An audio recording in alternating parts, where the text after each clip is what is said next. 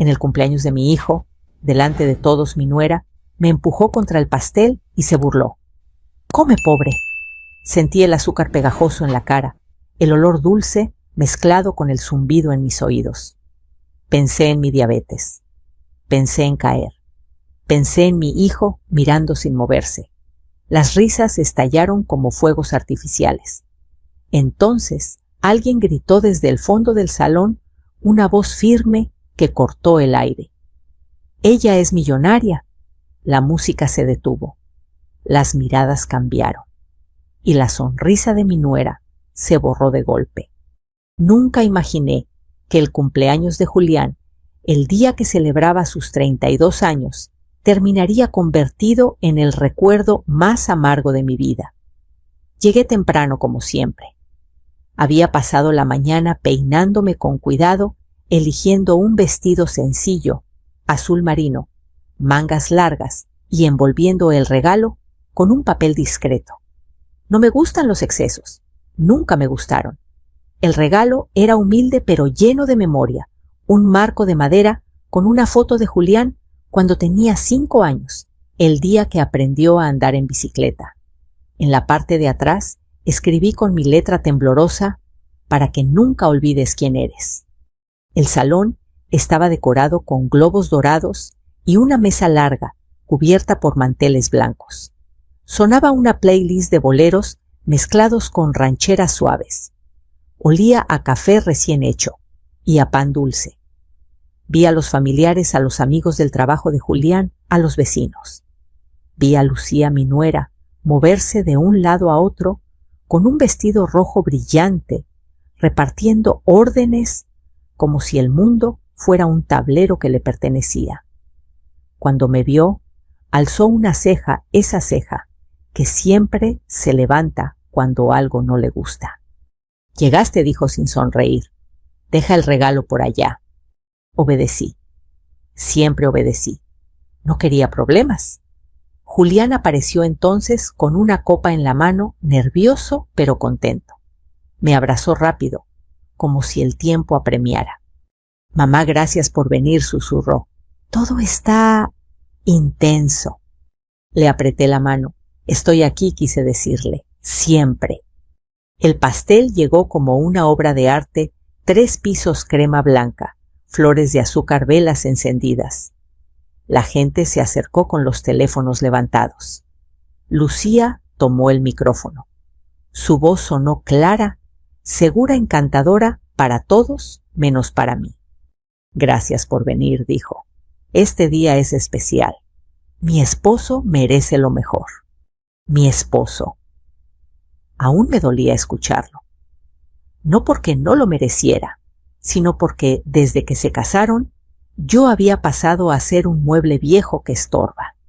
Lucía pidió aplausos, pidió fotos, pidió silencio. Luego, con una sonrisa que no le llegó a los ojos, me miró. «¿Suegra?», no quiere decir unas palabras. Sentí el calor subir por el cuello. No me gusta hablar en público. Aún así, di un paso al frente. Pensé en decir algo corto, algo amable, algo que no molestara a nadie. «Julián», empecé, «hijo, te deseo salud, trabajo y paz, que recuerdes siempre de dónde vienes». No pude terminar. Lucía se acercó demasiado. Sentí su mano en mi hombro, fuerte, decidida, y en un segundo el mundo se inclinó. Mi cara chocó contra el pastel. La crema me cubrió los ojos, la nariz, la boca. El azúcar me ardió en la piel. Escuché risas, unas nerviosas, otras francas. Alguien aplaudió. Yo pensé en mi glucosa. Pensé en el mareo que a veces llega sin avisar. Pensé en caer y no levantarme. «Come, pobre», dijo Lucía riéndose. «Para eso sí alcanzas, ¿no?». El salón explotó en carcajadas. Sentí el suelo frío bajo mis manos cuando logré apoyarme en la mesa. Me limpié como pude. Busqué a Julián con la mirada. Él estaba ahí, quieto, blanco. No dijo nada. Eso dolió más que el golpe. Me llevé la mano al bolso buscando mis pastillas, el medidor. Respiré hondo. El azúcar no era una broma para mí. La vergüenza tampoco. Caminé al baño con pasos cortos, dejando un rastro de crema en el piso. Nadie me siguió. En el espejo vi a una mujer mayor con el cabello canoso, manchado de pastel, los ojos rojos de aguantar el llanto. No llores, me dije. No aquí. Me lavé la cara despacio. El agua fría me devolvió un poco de calma.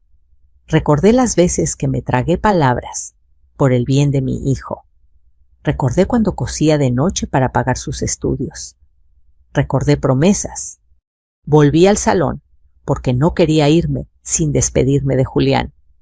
La música había regresado más baja. La gente cuchicheaba. Algunos evitaban mirarme. Otros me miraban con lástima. Lucía estaba en el centro contando la historia como si fuera un chiste. «Fue una broma», decía. «Relájense». Yo avancé. Entonces escuché una voz distinta, grave, con autoridad. «Esto no es una broma». Un hombre mayor de traje oscuro se levantó de una mesa al fondo. Caminó hacia nosotros con pasos firmes. Lo reconocí, don Ernesto, padrino de Julián, un viejo conocido del barrio, respetado por todos. «Usted se pasó», dijo mirando a Lucía. Y alguien tenía que decirlo. Lucía abrió la boca para responder. No pudo. Don Ernesto alzó la voz clara como campana.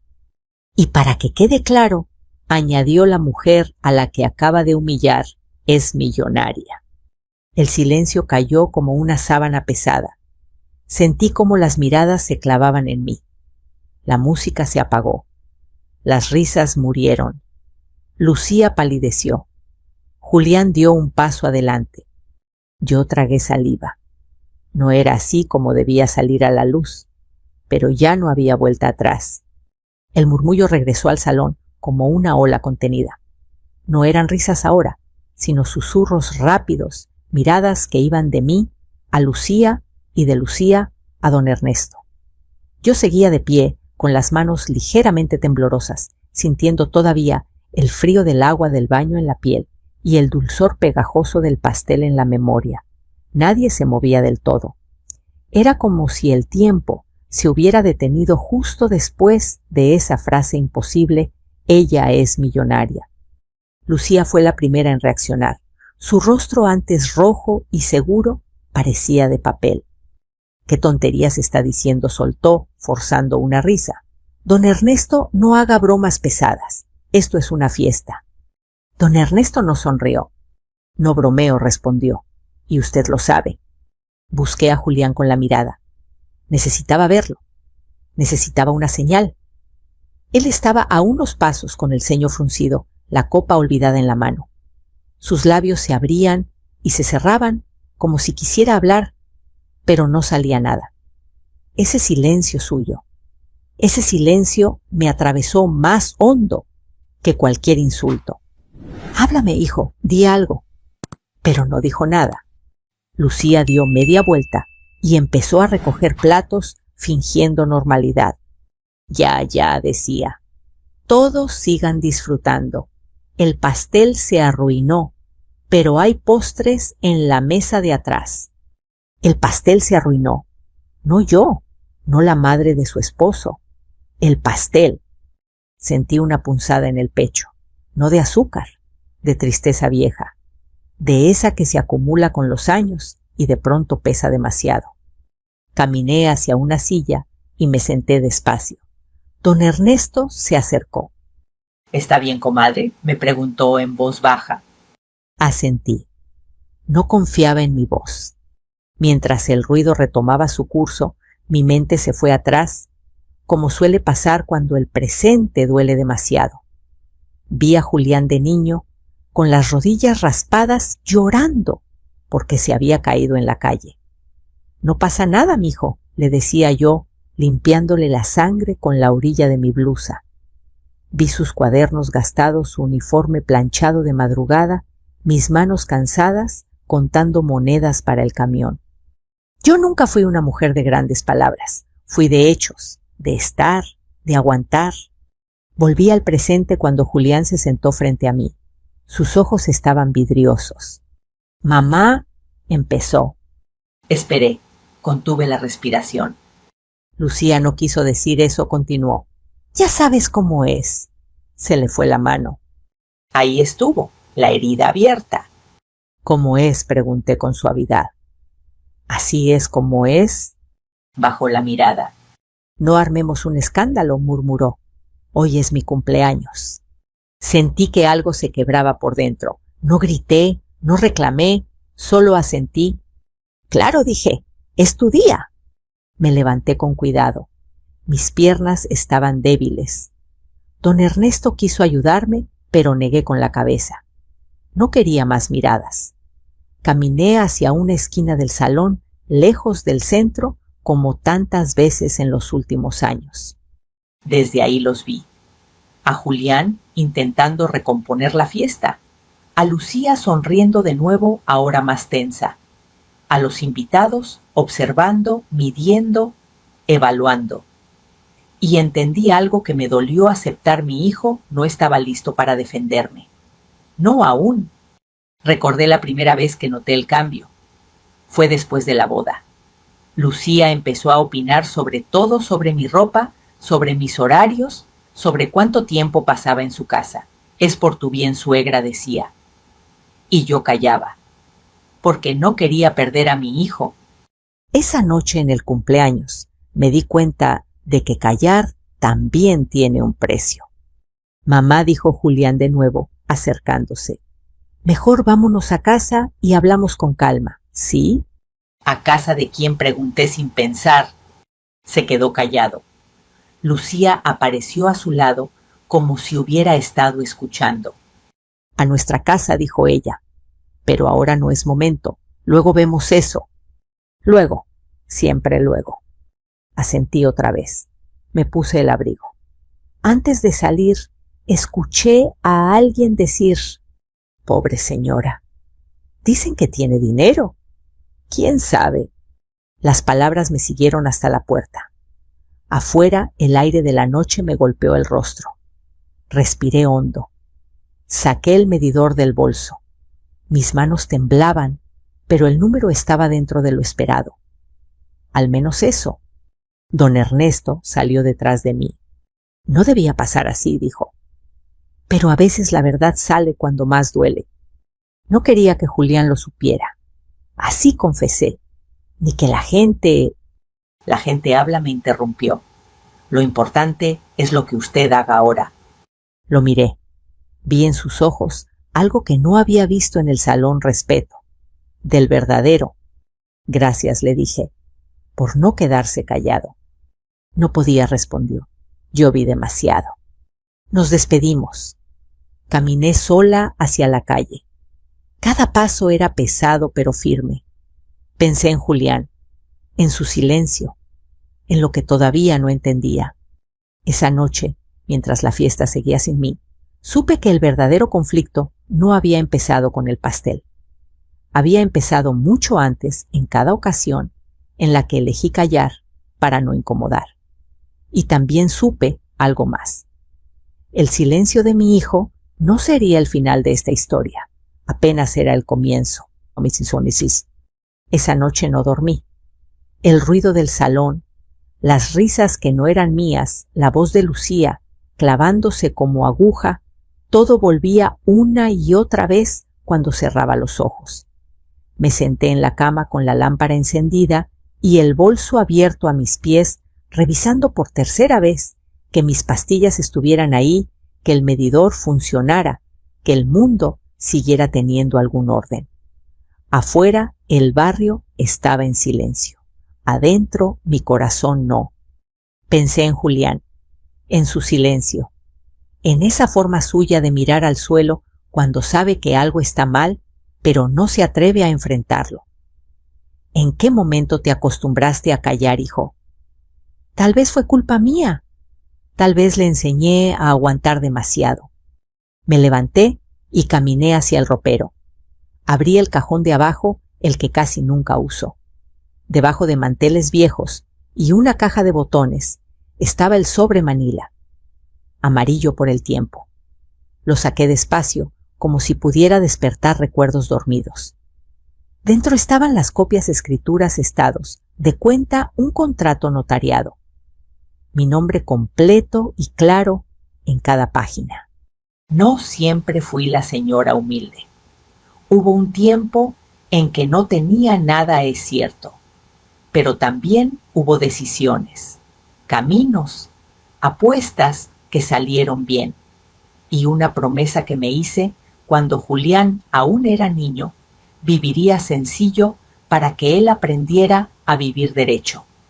Recordé los años difíciles, viuda joven, 2 trabajos noches, cosiendo para vender en el mercado. Aprendí a contar cada peso. Aprendí a desconfiar de las apariencias. Fue entonces cuando conocí a don Ernesto mucho antes de que se convirtiera en padrino de mi hijo. Él tenía un pequeño despacho y necesitaba a alguien ordenada, honesta, con cabeza fría. Yo tenía eso, y hambre. Empecé ayudándolo con cuentas, con papeles, con clientes que no entendían sus propios números. Aprendí rápido, ahorro tras ahorro, inversión tras inversión, nunca grandes lujos, nunca alardes. Cuando llegó la oportunidad de comprar aquel terreno a las afueras barato olvidado, lo hice sin decirle a nadie. Años después, la ciudad creció. El terreno valió 10 veces más, luego 20. Cuando Julián me preguntaba ¿por qué no cambiaba el coche viejo? ¿Por qué seguía viviendo en la misma casa? Yo sonreía. Porque funciona, le decía. Y porque no necesito más. No era mentira. Tampoco era toda la verdad. Quería que mi hijo se enamorara de una persona, no de una herencia. Quería que quien llegara a su vida lo eligiera por lo que era, no por lo que yo tenía guardado en un cajón. Por eso cuando conoció a Lucía, observé, callé, esperé. Al principio ella fue amable, atenta, traía flores, me preguntaba recetas, pero con el tiempo las preguntas cambiaron. ¿La casa está a tu nombre? ¿Tienes seguro? ¿Has pensado en el futuro? Yo respondía con evasivas suaves. Sonreía, no quería problemas. Hasta que una tarde la encontré en mi habitación revisando ese mismo cajón. Se sobresaltó al verme. Buscaba una toalla, dijo. No la confronté. Otra vez el silencio. Esa noche del cumpleaños entendí que el silencio había sido leído como debilidad. Que mi vida sencilla, mis vestidos discretos, mi coche viejo, se habían convertido en permiso para humillarme. Y eso no lo podía permitir más. Al día siguiente, don Ernesto me llamó. «Están hablando», me dijo. «Mucho». «Siempre hablan», respondí. «Lucía está nerviosa», añadió. «Pregunta, investiga». Suspiré. Era cuestión de tiempo. Colgué y me senté en la mesa de la cocina. El sol entraba por la ventana, iluminando las grietas del mantel. Pensé en Julián, en cómo se enteraría de todo. No quería que lo hiciera por chismes.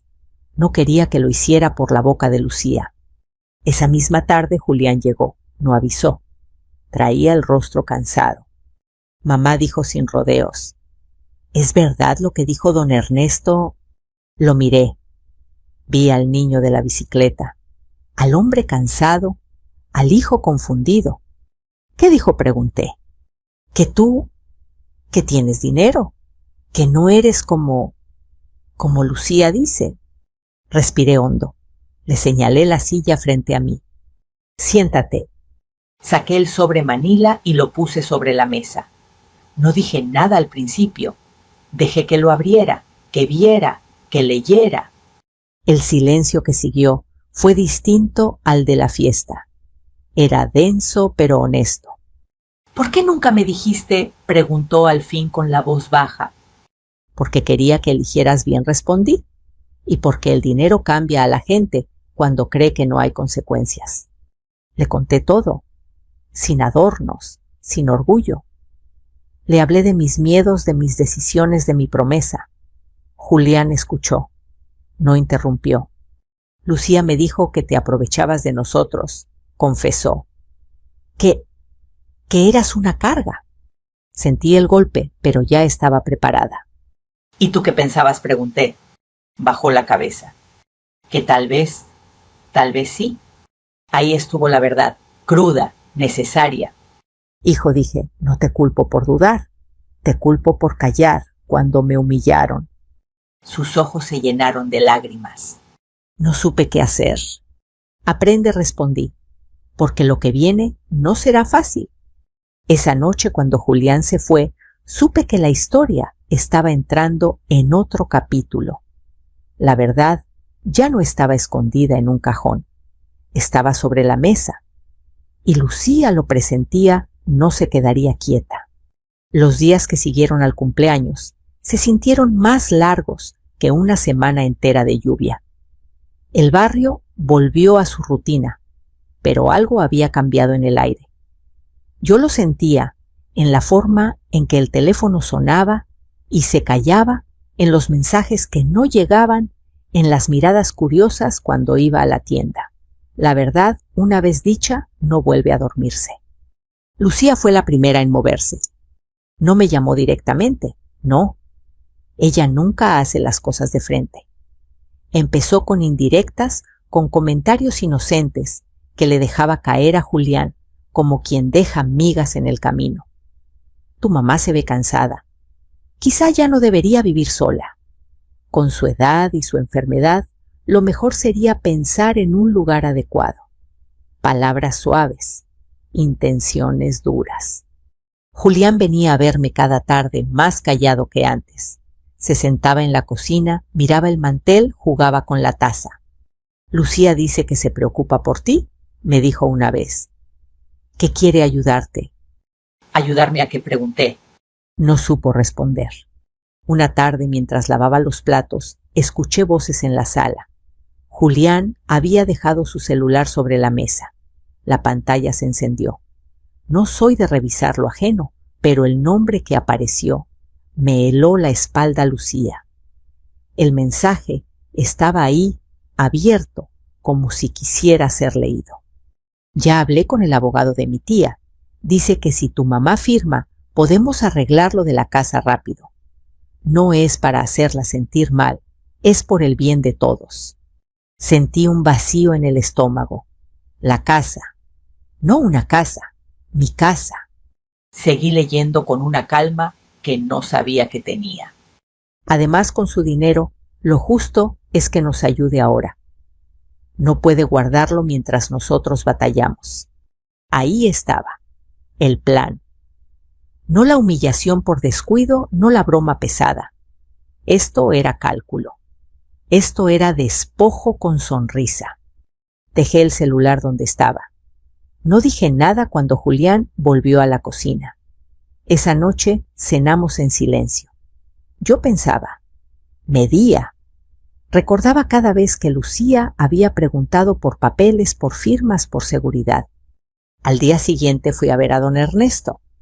Nos sentamos en su despacho, el mismo de siempre, con olor a madera vieja y café fuerte. Le conté lo que había visto. No exageré, no adorné, solo la verdad. Entonces ya decidió, dijo él cruzando las manos. Quiere sacarla del medio. Quiere lo que cree que es suyo, respondí. Y cree que yo no voy a defenderme. Don Ernesto negó con la cabeza. Subestimarla fue su error. No era orgullo lo que sentí, era claridad. Por primera vez en mucho tiempo, todo tenía forma.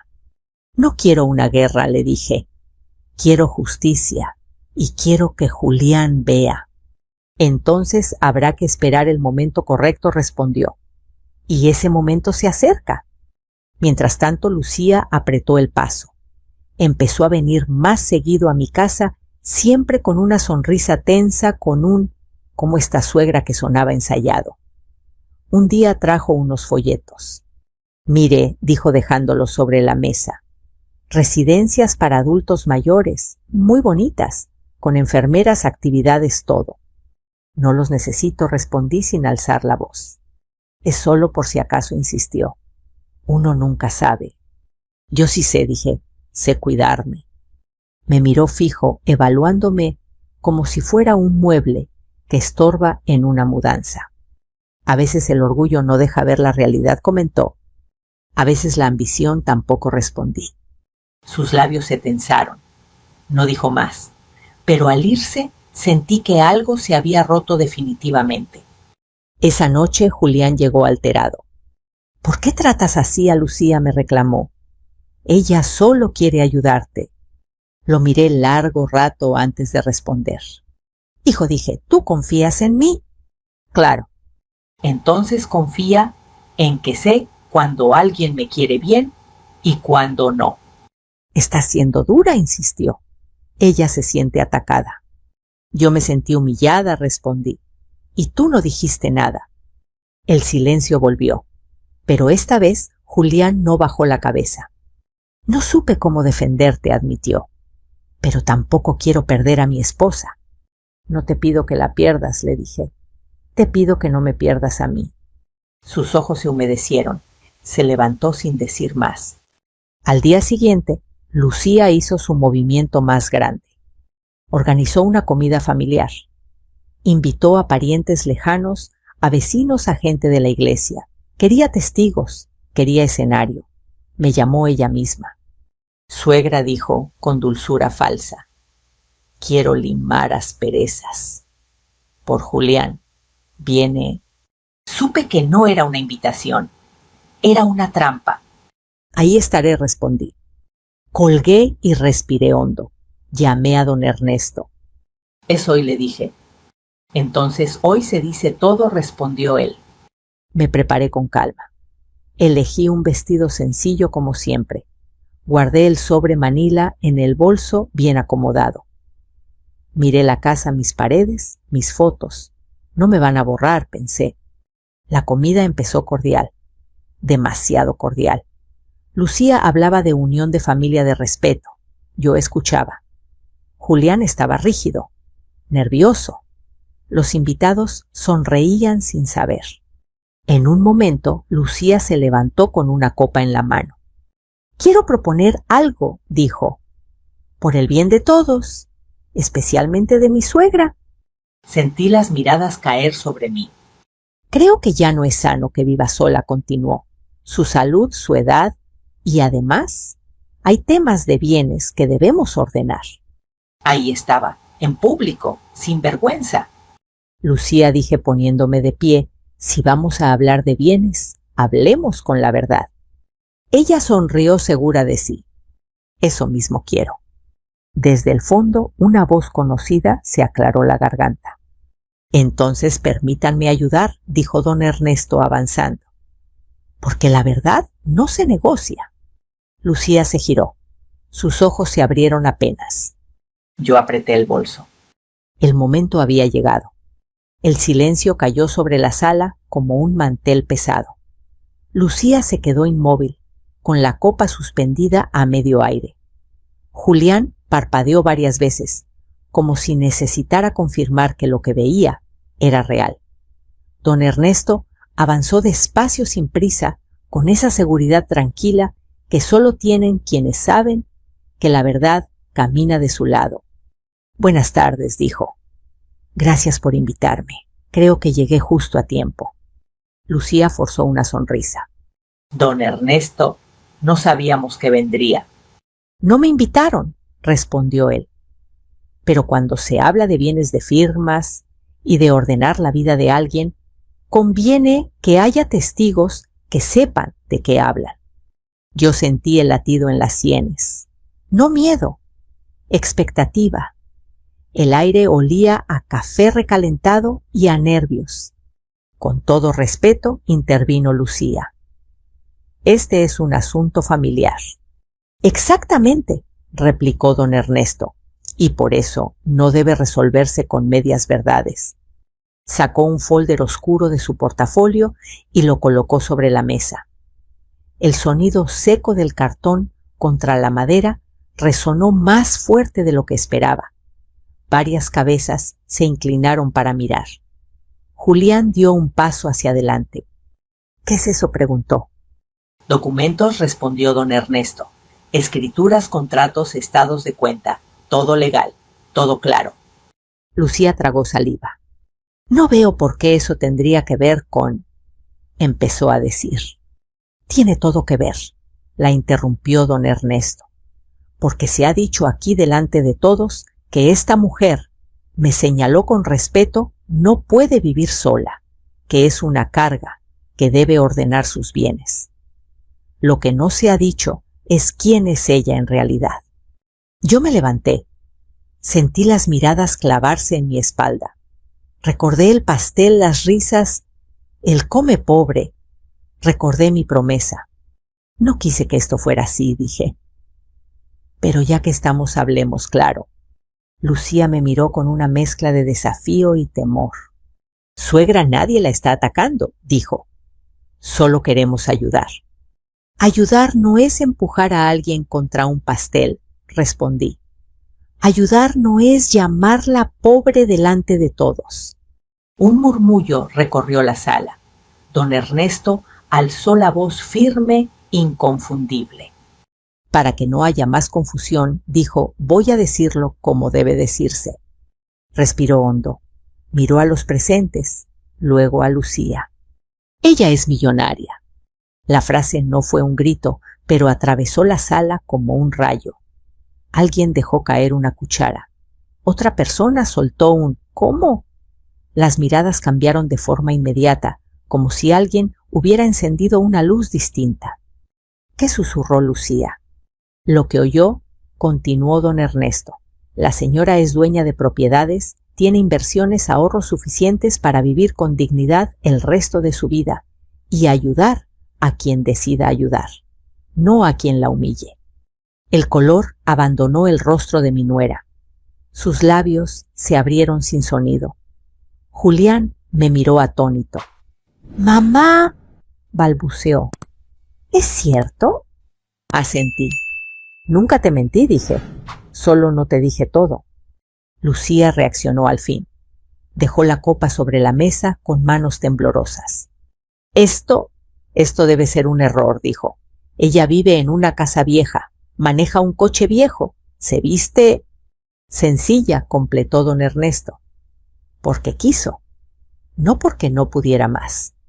Las palabras se acomodaron solas en la mente de los invitados. Las piezas encajaron. Vi respeto donde antes hubo burla, vergüenza donde antes hubo risa. Lucía dio un paso hacia mí. Suegra, dijo bajando la voz. Yo no sabía. Si hubiera sabido... ¿Qué pregunté? ¿Me habría tratado distinto? No respondió. No hacía falta. Julián se pasó la mano por el rostro. Todo este tiempo, murmuró. Mamá, ¿por qué? Porque quería ver quién se quedaba cuando pensaban que no había nada que ganar, respondí. Ahora ya lo sé. Don Ernesto abrió el folder y mostró un documento. Y para que quede aún más claro, añadió la casa donde viven Julián. Y Lucía fue comprada con un préstamo de la señora. Un préstamo que nunca exigió de vuelta. Hasta hoy. Lucía retrocedió un paso. Su respiración se volvió rápida. Esto es una emboscada, dijo. Me están humillando. La humillación fue empujar a una mujer mayor contra un pastel, respondí. Esto es la verdad. El silencio volvió, pero ya no era incómodo. Era definitivo. Lucía miró alrededor buscando apoyo. No lo encontró. Los mismos que habían reído ahora evitaban su mirada. Julián, dijo ella con urgencia, di algo.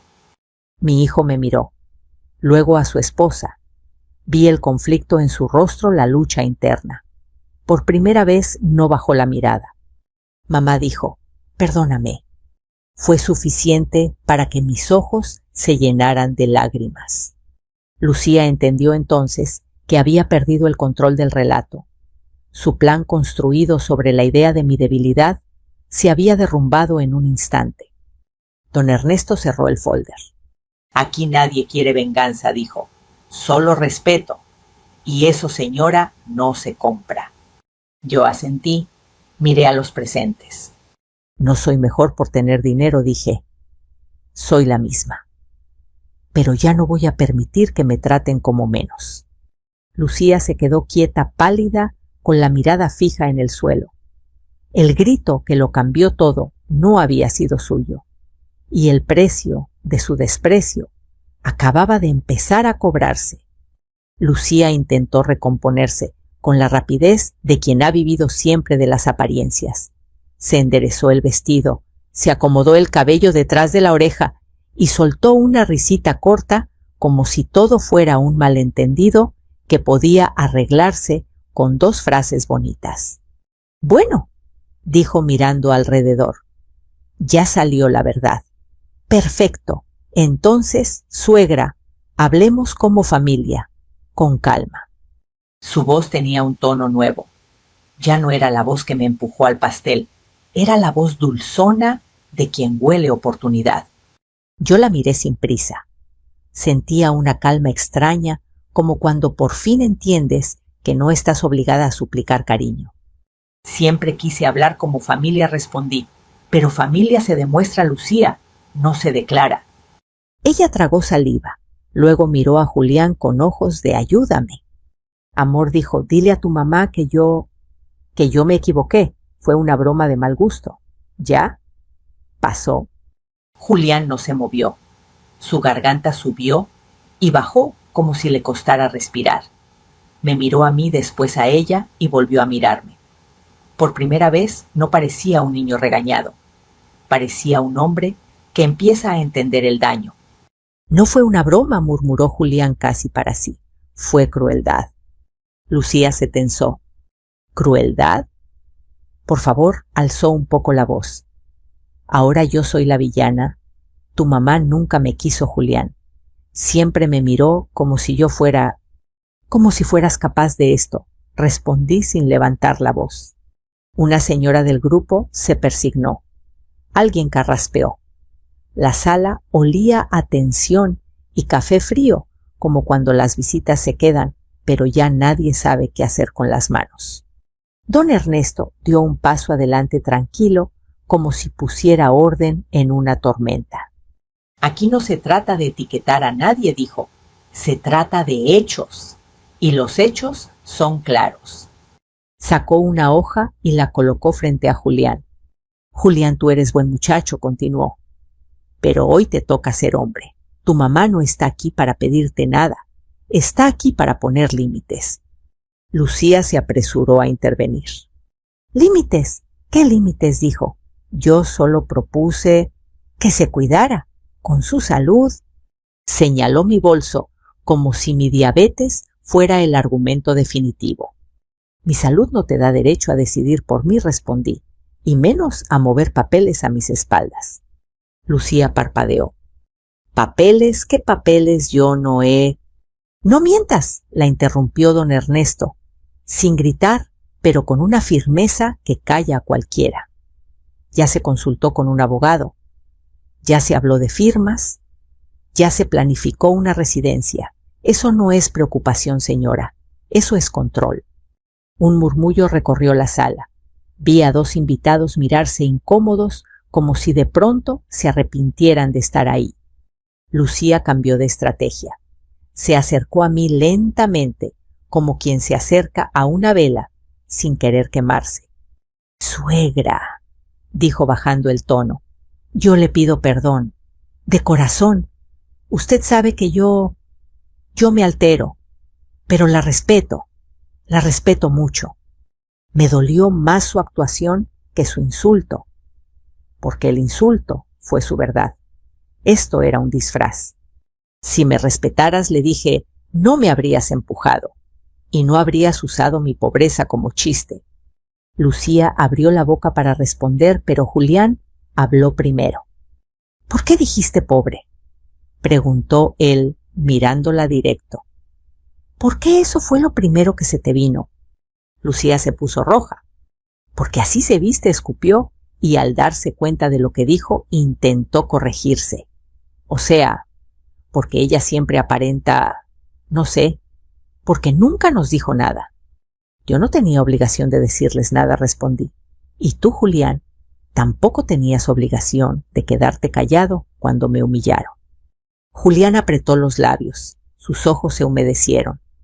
Lo sé, dijo, y me duele. Don Ernesto me miró con una pregunta silenciosa. Listo, yo asentí. Saqué el sobre manila del bolso y lo puse sobre la mesa. El sonido del papel fue suave, pero el efecto fue como un golpe seco. Aquí está lo que importa, dije. No para presumir, para proteger. Lucía se inclinó ansiosa.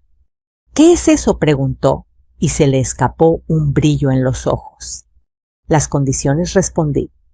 Abrí el sobre con calma y saqué un documento notariado. Don Ernesto lo acomodó para que todos vieran la firma y el sello.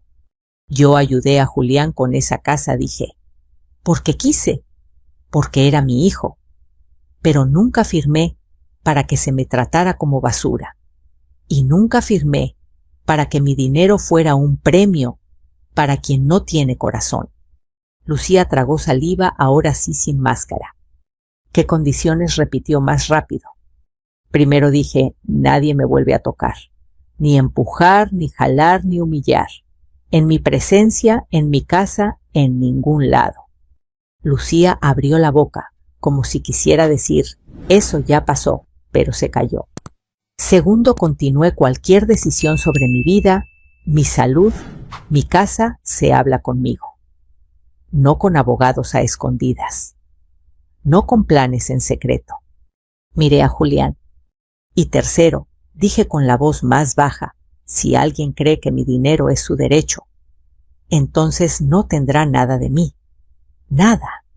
La sala quedó en silencio. Lucía se quedó tiesa. ¿Me estás amenazando?, preguntó con un hilo de voz. No respondí. Te estoy enseñando una consecuencia. Don Ernesto aclaró la garganta. Para hablar en términos simples, dijo la señora, puede retirar el apoyo económico y exigir legalmente lo que prestó. Pero no es eso lo que quiere. Lo que quiere es respeto. Lucía volteó a Julián como si él fuera su último salvavidas. Julián, diles que esto es exagerado, suplicó. Diles que tu mamá está haciendo un show. Julián respiró hondo. Yo vi en su cara el peso de años de no quiero problemas. Lo vi temblar por dentro. Y entonces, por fin, lo vi elegir. No es un show, dijo firme. Yo estuve ahí cuando la empujaste. Yo vi su cara, vi cómo todos se rieron y yo no hice nada. Se le quebró la voz. Eso me va a perseguir toda la vida si no lo arreglo hoy. Lucía dio un paso atrás. Entonces, ¿me vas a dejar sola?, preguntó ofendida, como si ella fuera la víctima. No respondió Julián. Te voy a pedir que pidas perdón de verdad, sin condiciones, sin si yo hubiera sabido. Perdón porque estuvo mal. Lucía apretó los puños, sus ojos se llenaron de rabia. ¿Y si no escupió? Julián la miró sin titubear. Entonces vas a tener que vivir con lo que eres, dijo, y con lo que pierdas por ser así. Yo sentí un nudo en la garganta. No era alegría, era dolor con alivio, porque mi hijo por fin estaba mirando de frente. Lucía entendió que no podía manipular esa sala como planeó. Su voz se volvió aguda. Todos ustedes están en mi contra, gritó señalando a los invitados. Qué fácil juzgarme ahora. Nadie respondió, porque no era juicio, era espejo. Yo me acerqué a ella un paso sin agresión, sin amenaza, solo presencia. Lucía, dije, aún puedes cambiar. Pero cambiar no es pedir perdón por miedo a perder dinero. Cambiar es reconocer que empujar a una mujer mayor y llamarla pobre es una vergüenza. Lucía apretó la mandíbula. Sus ojos brillaron, pero no de lágrimas, sino de furia contenida. Luego giró hacia la puerta, chocando con una silla en su camino. Esto no se queda así, murmuró. La puerta se cerró con un golpe seco. La sala exhaló al mismo tiempo, como si todos hubieran aguantado la respiración. Julián se quedó ahí mirando la puerta. Después me miró a mí. Su voz salió pequeña. «Mamá, ¿puedes perdonarme?» Yo no respondí de inmediato, porque el perdón no es un botón, es un camino. Pero sí extendí mi mano despacio y se la puse en el hombro. «Vamos a hablar, mijo», dije. «¿De verdad?» «Sin miedo, como debimos desde el principio». La casa quedó en silencio después de que Lucía se fue. No un silencio incómodo como el de la fiesta, sino uno cansado, denso, como el que queda después de una tormenta larga. Algunos invitados se despidieron en voz baja. Otros me abrazaron con torpeza, murmurando palabras que no sabía si creer del todo. Don Ernesto fue el último en irse. Antes de cruzar la puerta, me apretó la mano. «Hizo lo correcto», me dijo, «aunque duela». Asentí. Cuando la puerta se cerró, solo quedamos Julián y yo, madre e hijo, como tantas noches antes, pero nunca así. Él se sentó frente a mí, en la mesa de la cocina, la misma mesa donde había hecho la tarea, donde había soplado velas baratas, donde había comido sopa cuando estaba enfermo. Se pasó las manos por el rostro exhausto. «No sé por dónde empezar», dijo. «Empieza por escuchar», respondí. Se le humedecieron los ojos. «Te fallé», dijo. «Cuando más necesitabas que hablara». Me quedé callado. Respiré hondo. No quería reproches. No esa noche. Me dolió, admití. Mucho. Pero más me dolía pensar que no te dabas cuenta de lo que estaba pasando. Me daba cuenta, confesó. Solo tenía miedo. ¿Miedo de qué? De perderlo todo, respondió. A Lucía. Mi matrimonio. Mi idea de la vida que estaba construyendo. Asentí lentamente. A veces le dije, para no perderte a ti mismo, tienes que estar dispuesto a perder otras cosas. Se quedó callado, luego levantó la vista. ¿Vas a echarla de la casa?, preguntó. Negué con la cabeza. No hoy. No así.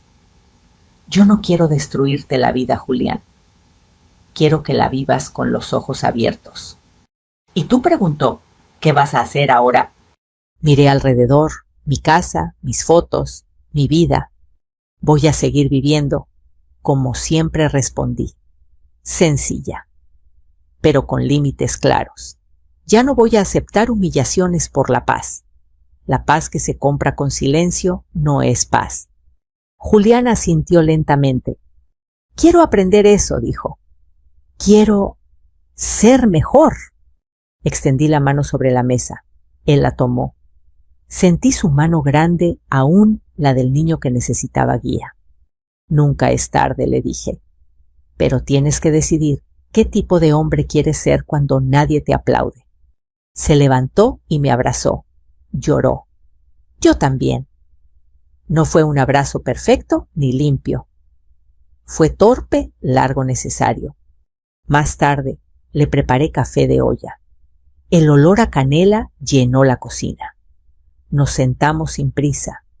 Hablamos de cosas pequeñas, de recuerdos, de lo que vendría. No sabía que el dinero podía hacer tanto daño, dijo. No lo hace, respondí. Lo que hace es mostrar quién eres cuando crees que no hay consecuencias. Me miró con una mezcla de orgullo y vergüenza. Gracias por no usarlo contra mí. El dinero no es un arma, le dije.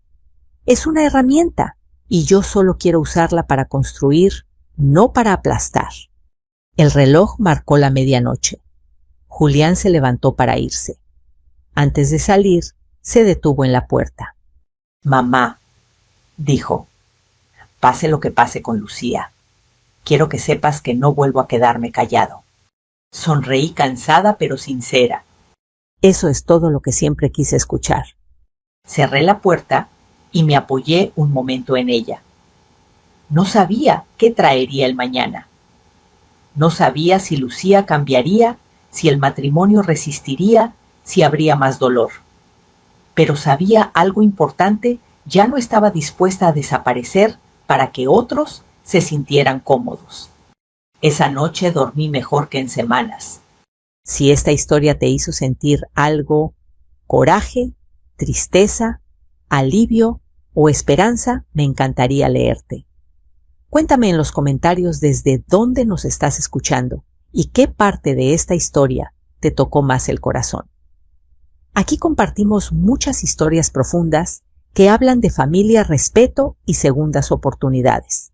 Suscríbete para no perderte ninguna y acompáñanos a seguir compartiendo estas vivencias que nos recuerdan quiénes somos y lo que merecemos. Nunca pensé que volvería a sentir miedo por mi propia familia.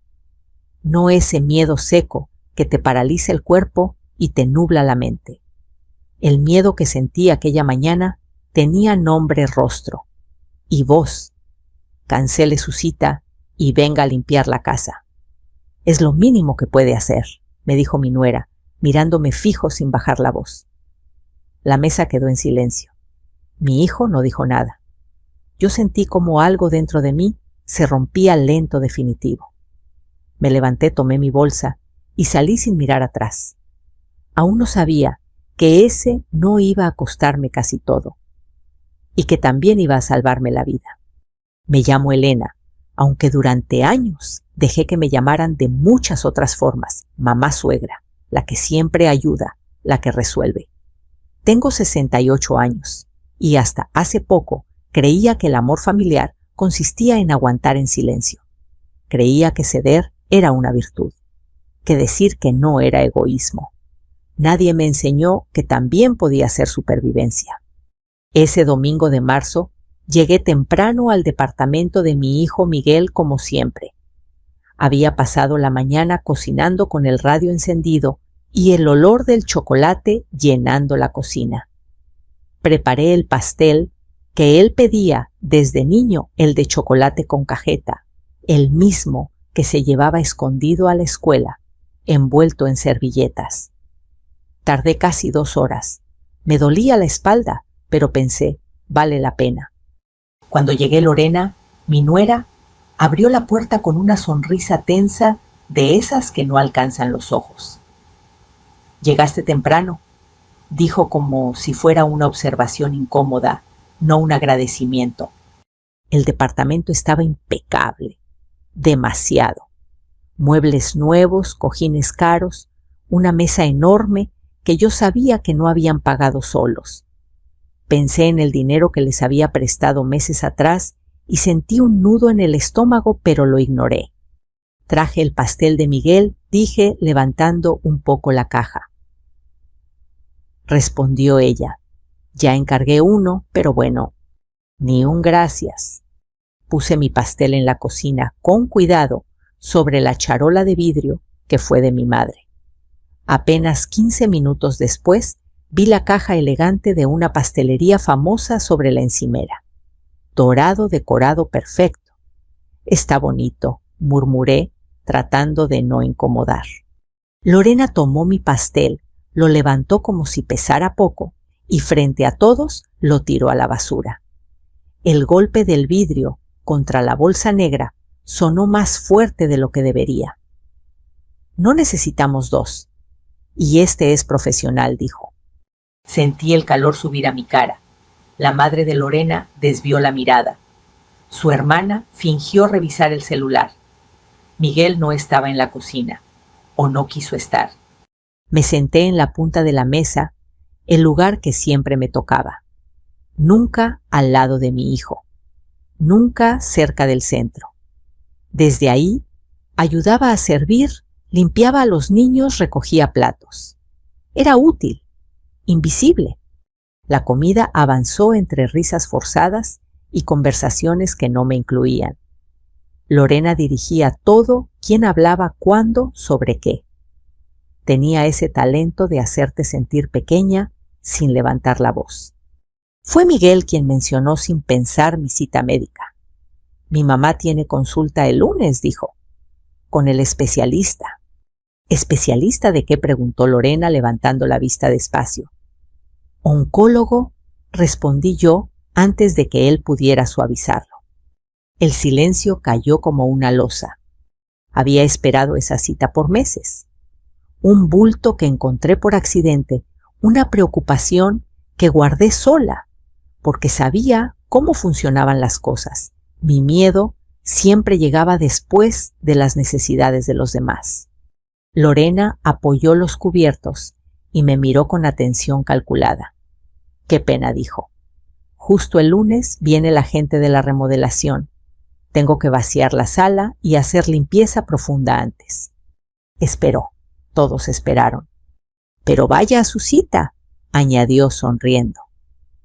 «Su salud es importante», aunque iba a pedirle que me ayudara ese día. El mensaje era claro. Siempre lo era. Sentí ese instante exacto en el que la costumbre te empuja a ceder. Pero algo fue distinto. Tal vez fue el pastel en la basura. Tal vez el cansancio acumulado. Tal vez el miedo real de estar enferma. «No puedo cancelar», dije sorprendida por la firmeza de mi voz. «Esa cita es importante». Lorena frunció el ceño. «¿Cómo que no puede?», preguntó. «Solo reprograma. El médico puede esperar». «Yo no». Miguel bajó la mirada. No repetí. «No voy a cancelar». Fue entonces cuando ella se levantó de golpe. La silla raspó el piso con un sonido áspero. «Usted nunca ha servido para nada», gritó. «Nunca». Nadie dijo una palabra, ni siquiera mi hijo. Me levanté despacio, tomé mi bolsa. Las manos me temblaban, pero no por miedo, por claridad. «Acuérdense de este día», dije. «Acuérdense bien». Salí sin llorar. Esa noche sola, en mi departamento, entendí algo que me dolió más, que la humillación llevaba años desapareciendo para mantener una paz que nunca fue real, y ese no tan pequeño había sido el primer acto de respeto que me debía en mucho tiempo. No sabía todavía que ese día era solo el comienzo, que en las semanas siguientes descubriría verdades que cambiarían todo, que el silencio iba a romperse y que mi nuera, la misma que me llamó inútil, no tenía idea de lo que estaba a punto de perder. Esa noche casi no dormí. El departamento estaba en silencio, pero dentro de mí todo hacía ruido. Me senté en el sillón con una taza de té que se enfrió sin que me diera cuenta y miré el retrato de Raúl, mi esposo, en la pared. Habían pasado 3 años desde que murió de un infarto fulminante un lunes lluvioso de junio. ¿En qué momento me perdí tanto?, le pregunté a la foto como si pudiera responderme. Antes de que Raúl muriera, yo tenía una vida. Tenía horarios, amigas, planes pequeños que me hacían sentir viva. Después del funeral, Miguel y Lorena aparecieron con promesas envueltas en abrazos. «No vas a estar sola, mamá», me dijo mi hijo. «Somos familia». Y yo quise creerle, con todas mis fuerzas. Los primeros meses fueron tranquilos. Venían los fines de semana, traían a Sofía y Daniel, comíamos juntos. Yo cocinaba, ellos elogiaban. Me sentía necesaria y esa sensación llenaba el hueco que Raúl había dejado. Pero poco a poco, sin avisar las visitas, se llenaron de peticiones. «Mamá, este mes estamos un poco cortos. ¿Nos prestas 5,000? «Es solo mientras llega el bono», decía Miguel. 5,000 se volvieron 10, luego 20. Nunca regresaban. Yo no preguntaba. Me decía a mí misma que ayudar a un hijo era natural, que ya me los pagarían. Después vino el negocio. Miguel llegó una tarde con los ojos brillantes. «Es una oportunidad segura, mamá. Un socio importador. Si no entramos ahora la perdemos». 85,000 pesos. Mis ahorros. Raúl siempre decía, ayuda, pero no rescates. Yo lo olvidé. Transferí el dinero al día siguiente. El negocio nunca existió. Miguel lloró. Lorena no dijo nada, y yo consolé a mi hijo como si la pérdida hubiera sido solo suya. Luego vino la fiesta, que no habían tenido. Lorena quería una boda como Dios manda. Es para Miguel, me repetí, mientras pagaba el salón, el vestido, la decoración. 47,000 pesos más. Después el coche. 35,000 de enganche. Es el último favor, mamá, prometieron. Mentían, pero yo quería creer. No era solo el dinero. Con el tiempo, Lorena empezó a disponer de mí. ¿Puede recoger a los niños hoy? ¿Se queda con ellos el sábado? Me surgió algo. Puede venir a limpiar un rato. Mis clases de cerámica se cancelaron. Los almuerzos con mis amigas también. Hasta la fisioterapia para la rodilla la pospuse más de una vez. Siempre había algo más importante.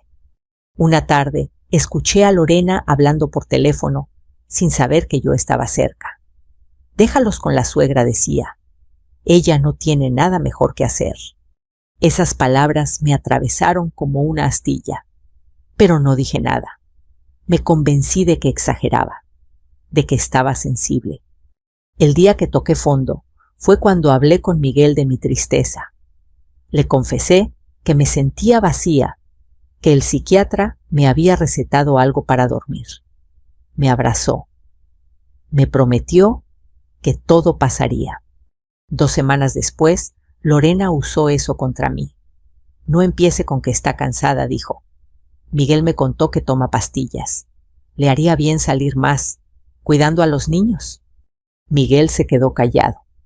Esa noche lloré en silencio. Y algo cambió.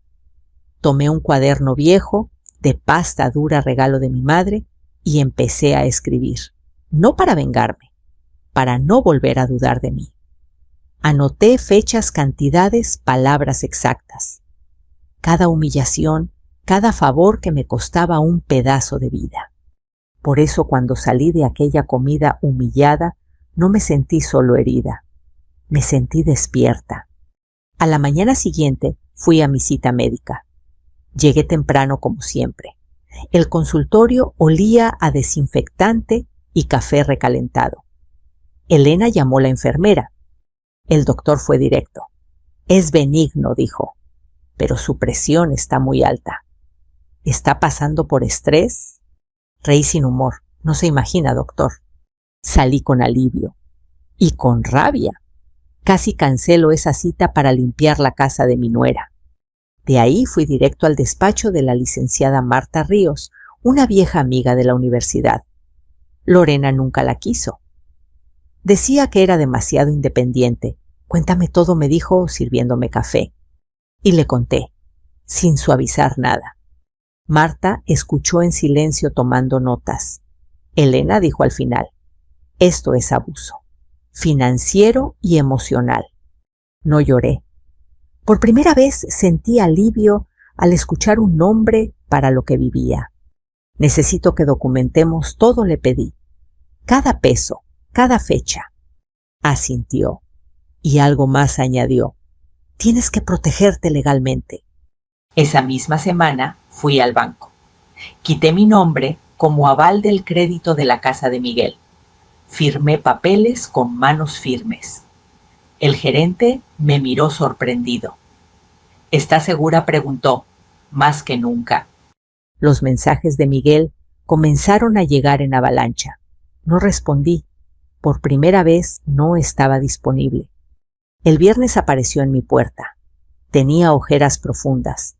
Mamá, ¿por qué no contestas? Nos preocupaste. Lo miré con calma. Siéntate, le dije. Tenemos que hablar. Le conté del oncólogo, de la humillación, de mi decisión. No voy a prestar más dinero, dije, ni cancelar mi vida para sostener la de ustedes. El pánico cruzó su rostro. Mamá, no es tan grave. Saqué el cuaderno. Leí una fecha, luego otra. Miguel palideció. Esto no es un arranque, continué. Es el final de algo que me estaba matando. Se fue sin decir mucho. Yo cerré la puerta y sentí una mezcla de culpa y libertad. No sabía aún que esa decisión iba a desatar una tormenta, que alguien del pasado estaba a punto de llamarme, y que las mentiras de Lorena no solo eran crueldad, sino algo mucho más oscuro. La llamada llegó 3 días después, un jueves por la tarde. Yo estaba sentada en la cocina, pelando manzanas para una compota que quizá nadie más probaría cuando el teléfono vibró sobre la mesa. Número desconocido. Estuve a punto de no contestar. En esos días cualquier llamada me tensaba el pecho, pero una intuición incómoda, me hizo deslizar el dedo. Doña Elena preguntó, una voz femenina, joven, nerviosa. Sí. ¿Quién habla? Mi nombre es Patricia. No sé cómo decirle esto sin que suene extraño, pero necesito contarle algo sobre Lorena. Me senté despacio. Sentí como la silla crujía bajo mi peso y cómo el aire de la cocina se volvía denso. La escucho, respondí. Patricia respiró hondo, como si se estuviera armando de valor. Fui amiga íntima de Lorena durante años, antes de que conociera a su hijo. Nos alejamos cuando ella se casó, pero yo guardé cosas, mensajes, audios, capturas, cosas que nunca me dejaron dormir tranquila. ¿Por qué me llama? Ahora pregunté con la voz más firme de lo que sentía. Porque vi una foto del cumpleaños en redes, dijo. Usted estaba al fondo, casi fuera del encuadre. Reconocí esa mirada. Mi mamá tenía la misma cuando mi padrastro la usaba. Y porque su voz tembló, ya no puedo cargar esto sola. Quedamos en vernos al día siguiente en una cafetería cerca del Ministerio Público. Pasé la noche en vela. No por miedo, sino por una certeza creciente. Algo grande estaba a punto de revelarse. Patricia llegó puntual. Tenía ojeras y los dedos manchados de tinta. Traía una carpeta gruesa y un teléfono viejo. Desde que éramos amigas, explicó Lorena, me mandaba todo. Me pedía opinión, se jactaba. Yo empecé a guardar por instinto y por miedo. Grababa audios, hacía capturas. Nunca pensé que servirían para esto. Abrió la carpeta, mi estómago se contrajo. Los mensajes eran fríos, calculados. El tipo es bueno, pero lo mejor es la familia. La mamá tiene propiedades. Es viuda. Es fácil.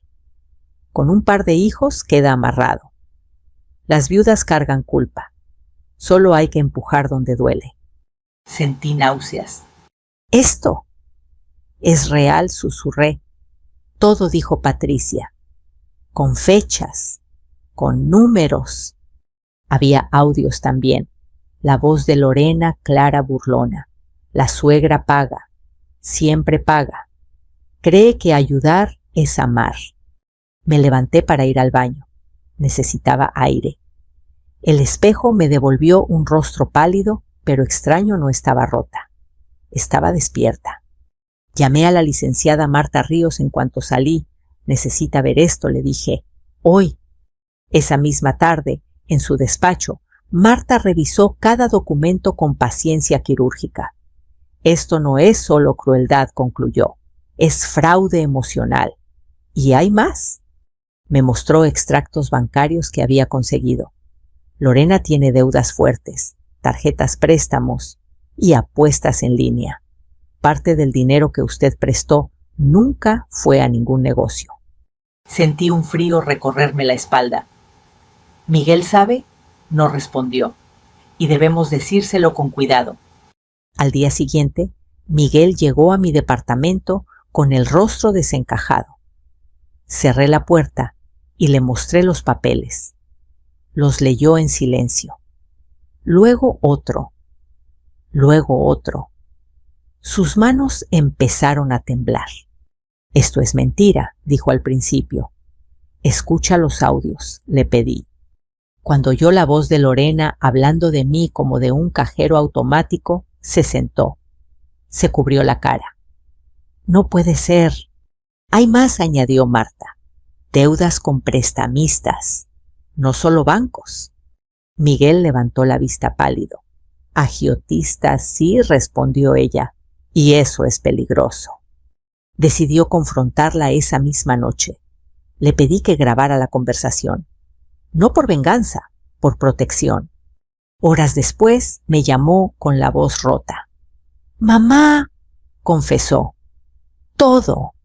Lorena había llorado, gritado, negado, y luego, acorralada, admitió las apuestas, las mentiras, la manipulación. Cuando Miguel dijo que la dejaría, ella lo miró con una frialdad que él nunca había visto. «Te vas a arrepentir», le dijo. 2 días después, la policía tocó a mi puerta. Una denuncia por coacción y apropiación indebida. Lorena había denunciado, primero intentando adelantarse. Por suerte, Marta ya había presentado nuestra documentación. El agente revisó los papeles y suspiró.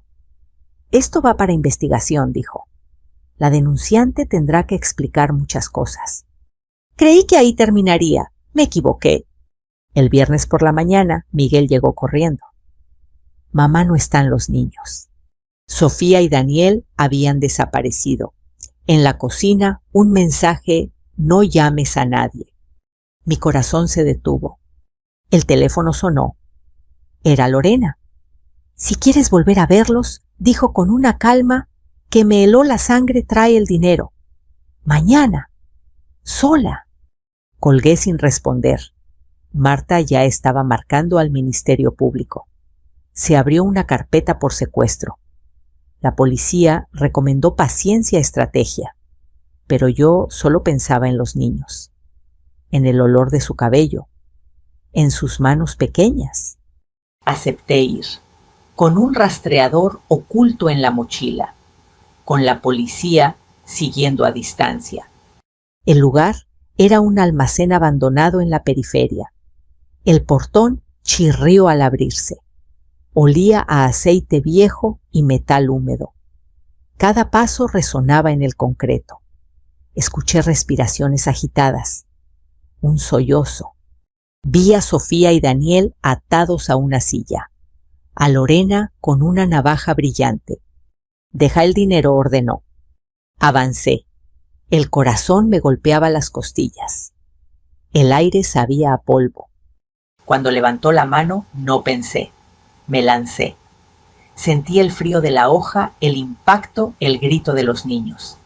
Luego, sirenas, pasos, órdenes. Caí. Mientras la oscuridad me envolvía, solo pensé: una cosa valió la pena. Desperté con un pitido constante y un olor fuerte a desinfectante. La luz blanca del hospital me lastimó los ojos. Quise moverme, pero el cuerpo no respondió como esperaba. Una punzada profunda me atravesó el costado izquierdo y tuve que contener un gemido. «Mamá», escuché muy cerca. Abrí los ojos despacio. Miguel estaba ahí, pálido, con los ojos rojos. A su lado, la licenciada Marta Ríos hablaba en voz baja con una enfermera. Intenté decir algo, pero la garganta estaba seca. «Tranquila», me dijo Miguel apretándome la mano. «Están bien, los niños están bien». Ese fue el momento exacto en que pude respirar de verdad. Me explicaron que había perdido mucha sangre. La navaja me había alcanzado cerca del hígado. 2 cirugías. 3 días inconsciente. Cuando cerré los ojos otra vez, no fue por el dolor, sino por el alivio. Las horas siguientes llegaron a trompicones. Voces que entraban y salían, pasos en el pasillo, el sonido metálico de una camilla. Marta se acercó a mi cama con una carpeta gruesa. «Elena, escucha con calma», dijo. «Lorena fue detenida en flagrancia. Hay cargos formales por secuestro, extorsión y tentativa de homicidio. El Ministerio Público solicitó prisión preventiva. El juez la concedió». Asentí sin fuerzas para hablar. No sentí alegría, sentí cierre. Los 2 hombres que estaban con ella fueron detenidos cuando intentaron recoger el dinero en otro punto. Hay más víctimas. El caso se amplió. Miguel se pasó la mano por el cabello. Yo no sabía nada de esto, mamá dijo. Nada. Lo miré. Vi a mi hijo cansado, roto, pero despierto. Ahora lo sabes, respondí. Y eso importa. Los días en el hospital fueron lentos. El dolor venía en oleadas, acompañado de recuerdos que no pedí.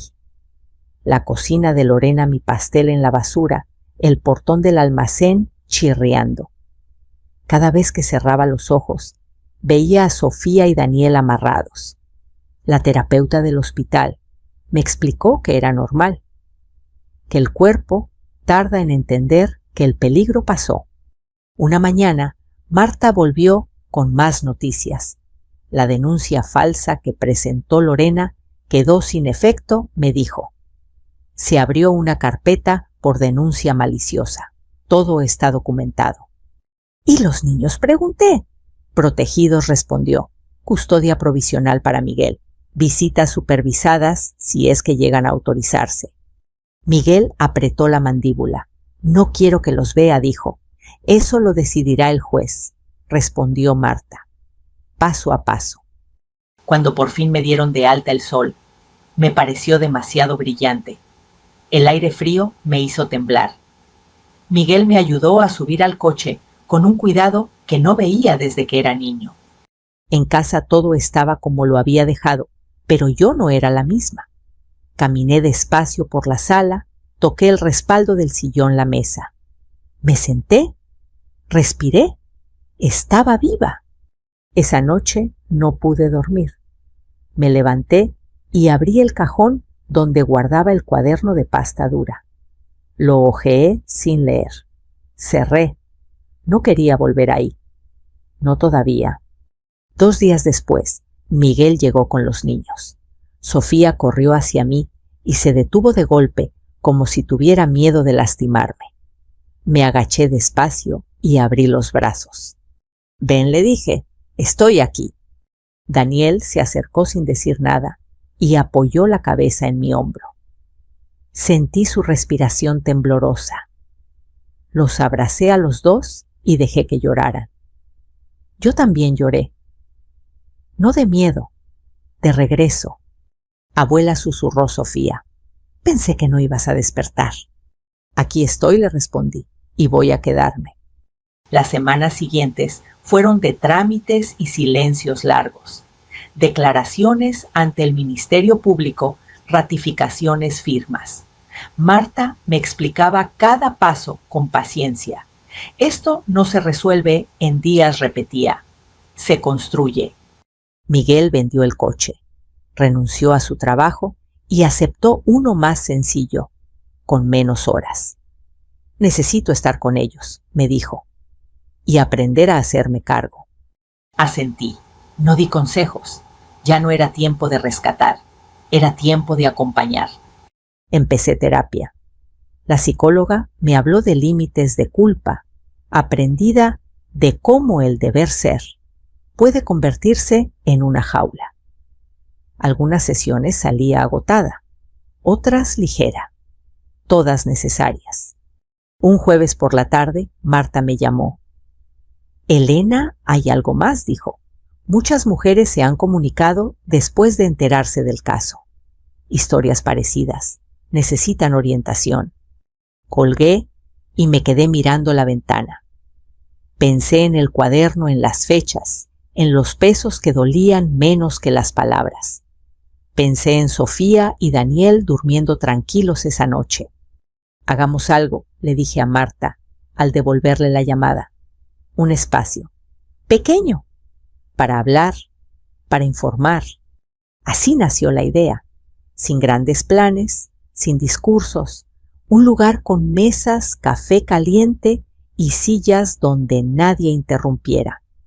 El primer día llegaron 5 mujeres, todas con la misma postura encogida, todas con historias que reconocí. Hablamos poco, escuchamos mucho. Creí que era normal, dijo una, que así era amar. Negué con la cabeza, no respondí. Amar no es desaparecer. Esa noche, al volver a casa, Abrí el cuaderno otra vez. Arranqué las primeras páginas y las rompí en pedazos pequeños. No para borrar el pasado, para decirle que ya no mandaba. Me acosté temprano. El cuerpo dolía menos, la mente también. Antes de dormir pensé en Lorena sola en una celda y no sentí triunfo. Sentí consecuencia y entendí algo que me tomó 68 años. Aprender: la dignidad no se negocia, se ejerce. Cerré los ojos con una certeza nueva. Lo peor había pasado. Pero el camino, el verdadero, apenas comenzaba. Los meses siguientes se movieron a un ritmo distinto, como si el tiempo hubiera aprendido a caminar conmigo, no encima de mí. Mi cuerpo sanaba despacio. Cada mañana era una negociación entre la cicatriz y la voluntad. A veces dolía levantarme de la cama. Otras, el dolor era solo un recuerdo lejano que aparecía cuando menos lo esperaba como un eco. Miguel venía todos los sábados con Sofía y Daniel. Llegaban temprano, ya no con prisas ni disculpas. Venían porque querían, porque lo habían decidido. Eso para mí era nuevo. «Mamá, ¿te preparo café?», me preguntó una mañana. Asentí. Escuché el sonido familiar del agua hirviendo, el olor del café de olla llenando la cocina. Cerré los ojos un segundo. Era un gesto pequeño, pero decía mucho. Durante años nadie me había preguntado qué necesitaba. Los niños se acomodaron en el piso con colores y hojas. Dibujaban en silencio, ya no se sobresaltaban con cualquier ruido, ya no miraban la puerta con miedo. La terapeuta infantil decía que eso era buena señal. «Abuela», dijo Daniel sin levantar la vista. «¿Ya no va a volver?». Miguel y yo nos miramos. Me acerqué y me senté a su lado. No respondí con suavidad. «No va a volver. Y no es culpa de ustedes». Sofía apretó el crayón. «Yo soñé que gritaba», dijo. «Pero ya no grita». Le acaricié el cabello. «Los sueños tardan en entender cuando el peligro se va», le dije, «pero se van acomodando». Ese mismo mes, la licenciada Marta Ríos me llamó para avisarme que el proceso legal avanzaba. El juez ratificó la prisión preventiva, explicó. La defensa pidió prórroga, pero el Ministerio Público tiene pruebas sólidas. Audios, transferencias, testimonios. Colgué y me quedé mirando la pared. Pensé en Patricia, en el peso que había cargado tantos años guardando esos mensajes. La llamé esa tarde. «Gracias», le dije. «Sé que no fue fácil». «No lo fue», respondió. «Pero ahora duermo mejor». El espacio comunitario que habíamos imaginado empezó a tomar forma. Rentamos una casa pequeña en una colonia tranquila. Pintamos las paredes de colores claros. Pusimos mesas largas, tazas desiguales, una cafetera vieja que funcionaba a ratos. Nada elegante, todo honesto. El primer taller se llenó. Mujeres de distintas edades, la mayoría mayores, llegaron con historias que parecían calcadas de la mía. Hijos endeudados. Nuera o yerno controlador. Ayudas que nunca regresaban. Culpa. Mucha culpa.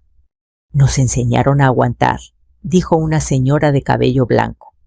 «A callar para no romper la familia». «Y callar nos rompió a nosotras», respondí. No daba discursos, solo escuchaba. A veces compartía un fragmento de mi historia, sin adornos, sin heroicidades. Decir la verdad tal cual era suficiente. Miguel empezó a acompañar a los niños a terapia y a la escuela. Ajustó su trabajo para estar presente. Un día al salir me miró serio.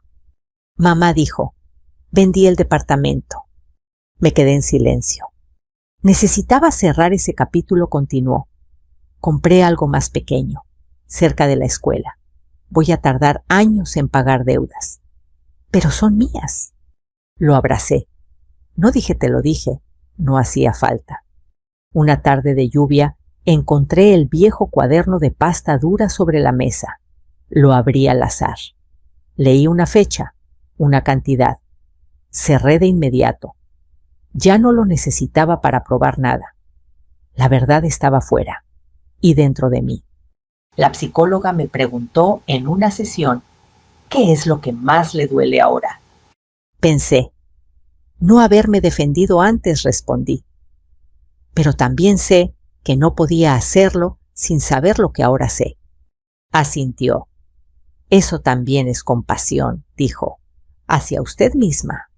Una mañana, mientras barría el patio de la casa comunitaria, Marta llegó con una carpeta.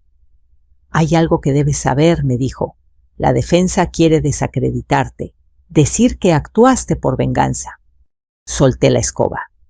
Y no pueden, respondió, porque todo está documentado, porque pediste ayuda legal antes de cualquier denuncia, porque no reaccionaste, decidiste. Sonreí. Por primera vez, la palabra decidir no me dio miedo. Esa noche, Miguel se quedó a cenar conmigo. Preparé algo sencillo. Comimos en silencio cómodo.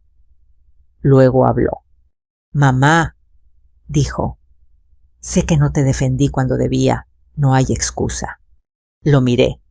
Vi a un hombre cansado, no a un niño. Lo sé, respondí. Y también sé que estás aprendiendo. Eso es lo que importa ahora. Se le humedecieron los ojos. Gracias por no cerrarme la puerta. Negué con la cabeza. Nunca la cerré para ti. La cerré para el abuso. Cuando se fue, me senté sola, con el ruido de la lluvia contra las ventanas. Pensé en todo lo que había cambiado, en lo que dolió, en lo que sanó, en lo que aún faltaba. No sentí prisa.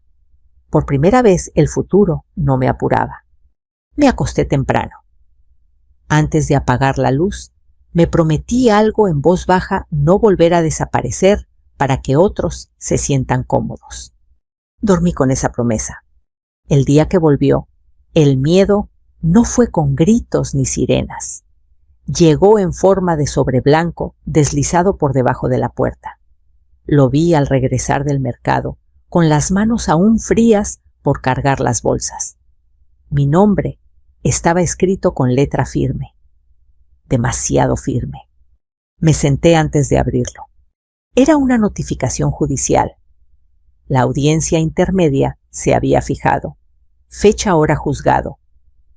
Lorena iba a declarar formalmente, y yo también.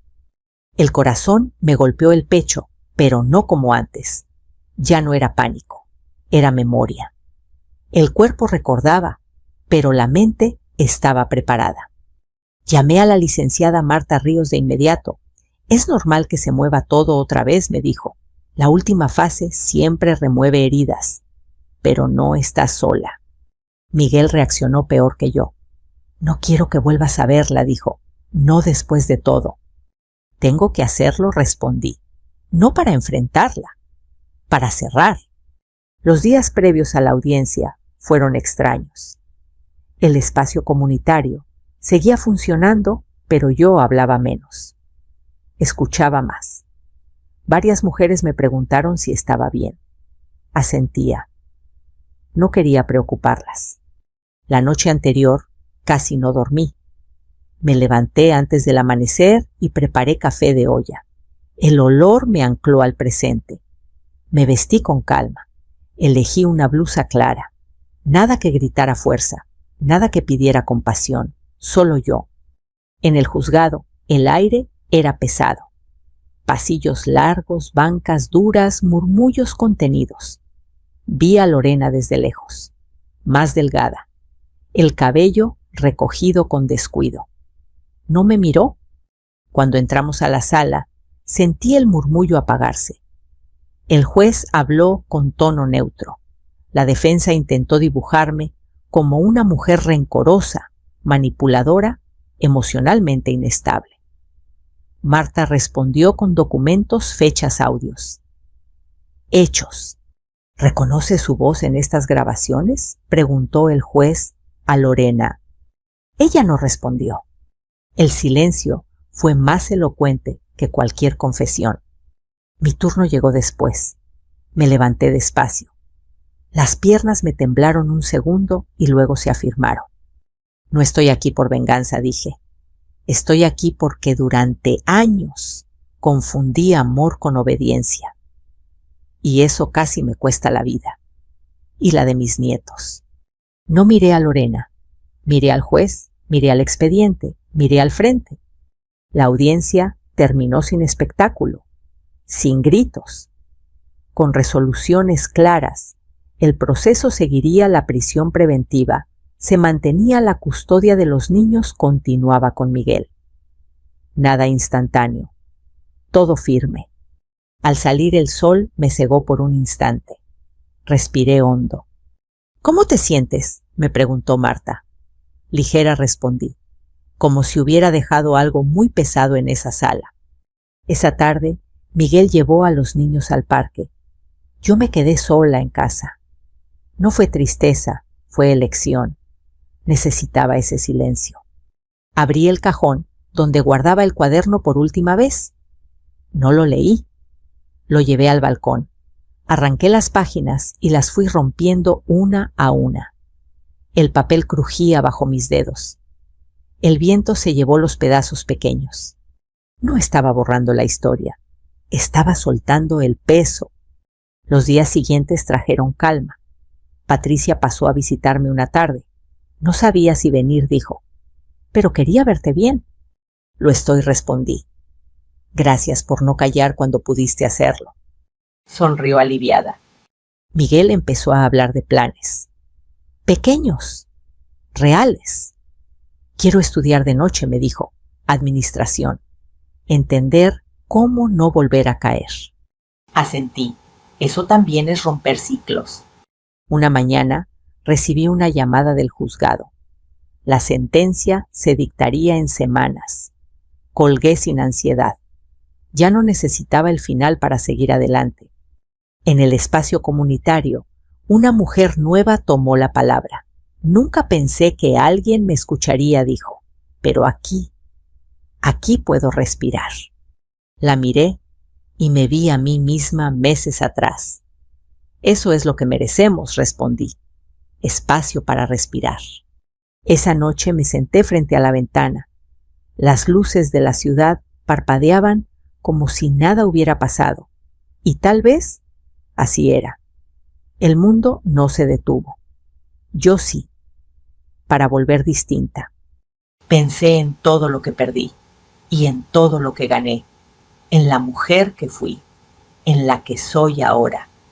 Por primera vez no sentí miedo al pensar en el futuro. Sentí respeto por mí. El día de la sentencia amaneció claro, casi indecente en su normalidad. Preparé té y me senté junto a la ventana sin prisa. Ya no necesitaba llegar temprano a ningún lugar para sentir que cumplía. El teléfono vibró a media mañana. Era la licenciada Marta Ríos. Elena dijo, ya quedó. Condena firme. Prisión por secuestro y extorsión.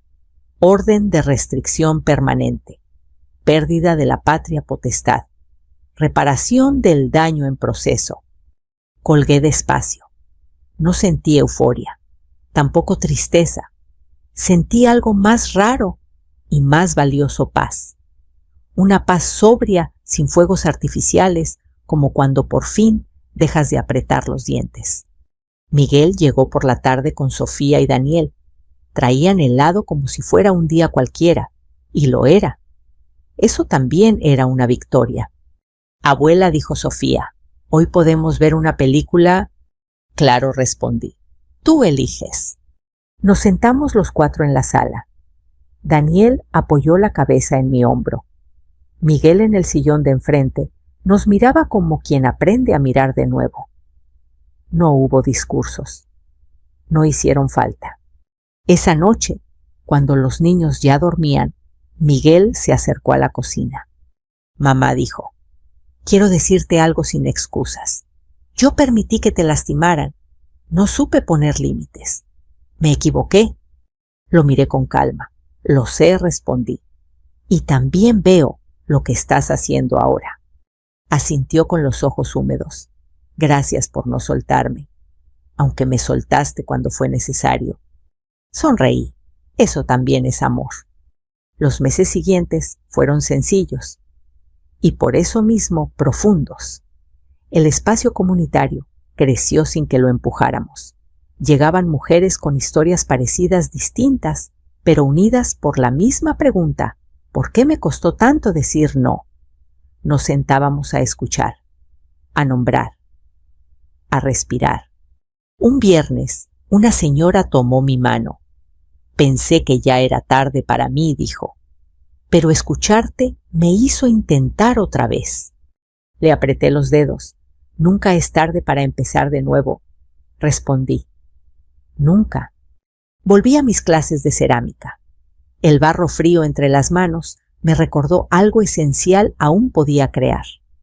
A veces hacía tazas torcidas, otras piezas firmes, todas mías, todas imperfectas y honestas. Una tarde, ordenando la casa, encontré una foto vieja, Raúl y yo, en una playa riendo.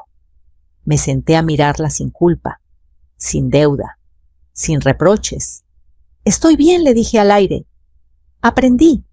Y aprendí esto: el respeto no se ruega, se ejerce. La familia no es un permiso para cruzar límites. El amor no exige que desaparezcas. Y decir no puede ser el comienzo más valiente. Si llegaste hasta aquí, quiero preguntarte algo de corazón. ¿Alguna vez sentiste que te usaban solo por ser familia? ¿Alguna vez confundiste el amor con sacrificarte hasta desaparecer? Si te animas, cuéntamelo en los comentarios. Dime desde dónde estás viendo esta historia. No estás sola, no estás solo. Aquí compartimos historias profundas sobre dignidad, límites y segundas oportunidades. Si quieres seguir acompañándonos en este camino, suscríbete al canal. Hay muchas historias más que merecen ser escuchadas. Gracias por caminar conmigo hasta aquí. Nunca es tarde para decir no. Nunca es tarde para empezar de nuevo.